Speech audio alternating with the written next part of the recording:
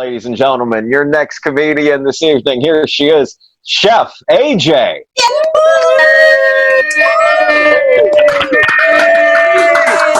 Oh, thank you. That's so kind. Thank you, everyone.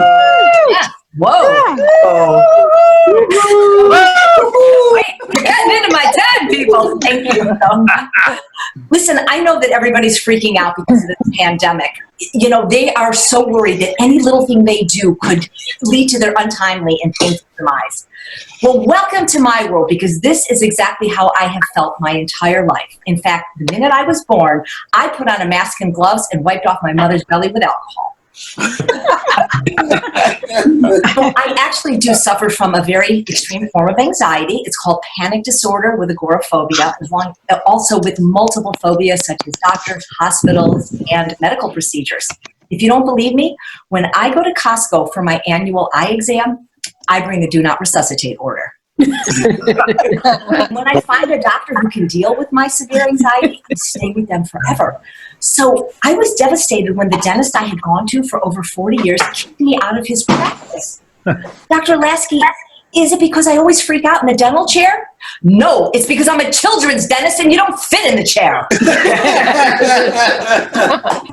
I feel like I have been preparing for this pandemic my entire life. And as a matter of fact, for the first time, my psychiatrist said that I'm improving.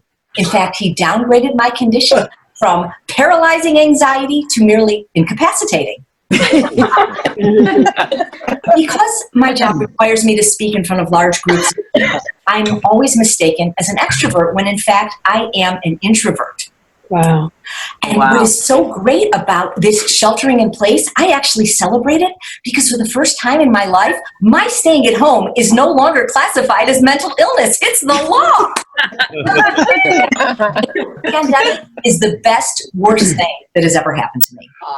And I do acknowledge that people are suffering from having to stay inside. I have a very extroverted friend named Shada who said, do you have any idea what it's like having to be inside all the time, not engaging in social activities or interacting with other people? Yeah. Anna? Yeah. Utopia? Heaven on earth? Shangri-La? I mean, I could go on. Well, I can imagine if I were convicted of a crime, in my hearing, the judge would say something like, Chef AJ, I hereby sentence you to life imprisonment without the possibility of parole to be spent in solitary confinement. Do you have anything to say for yourself? Yeah. Thank you, Your Honor. It's on a game show, and I actually won the grand prize. And when the announcer said, congratulations, you won a trip around the world, I was like, please, no, just give me a year's of rice-a-roni, please. That's all I need. While everyone else is waiting and can't wait to get back to normal, I'm actively plotting how to keep up social distancing forever. If a neighbor comes up to me and says, hey, AJ, how you doing? I'll be like, good, Myron. You? I'm like, what? No hug? I'm really not antisocial. I'm antimicrobial. Long before you people were hoarding hand sanitizer, I was bathing in Purell. My greatest fear isn't dying in a pandemic. It's actually aging, which is a terrible fear to have because it gets worse every year you're alive. I turned 60 in captivity. This is the oldest I've ever been.